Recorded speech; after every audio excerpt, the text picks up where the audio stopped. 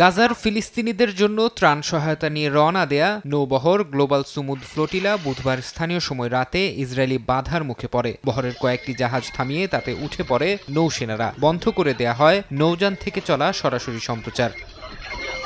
পরে কয়েকটি নৌযানে থাকা যাত্রীদের আটক করে সেখানেই প্রাথমিক জিজ্ঞাসাবাদ করা হয়। আটককৃতদের মধ্যে আছেন সুইডিশ পরিবেশ কর্মী গ্রেটা থুনবার্গো। সামাজিক মাধ্যমে দেয়া এক পোস্টে ইসরায়েলি পররাষ্ট্র মন্ত্রণালয় জানায়, আটককৃতদের ইসরায়েলের একটি নৌবন্দরে নেওয়া হয়েছে।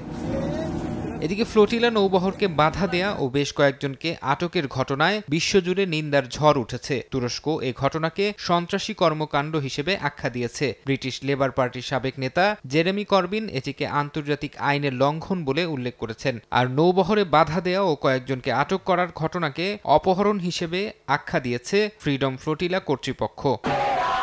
গাজামুখী ত্রাণবহর আটকে দেয়ায় ব্যাপক বিক্ষোভ হয়েছে ইতালিতে। বুধবার রোমের সড়কে নেমে বিক্ষোভ করেন ফিলিস্তিনপন্থীরা। দেশটির সবচেয়ে বড় শ্রমিক ইউনিয়ন শুক্রবার ধর্মঘট ডেকেছে। এছাড়া বিক্ষোভ হয়েছে জার্মানি, তুরস্ক, গ্রিস সহ কয়েকটি দেশে। গ্লোবাল সুমুদ ফ্লোটিলা নামে এ অভিযানে অংশ নেয় 40টিরও বেশি বেসামরিক নৌযান। এগুলোতে প্রায় 500 যাত্রী আছেন। তাদের মধ্যে রয়েছেন বিভিন্ন দেশের আইন প্রণেতা ও মানবাধিকার কর্মী। ফারহাদ চৌধুরী, সময় সংবাদ।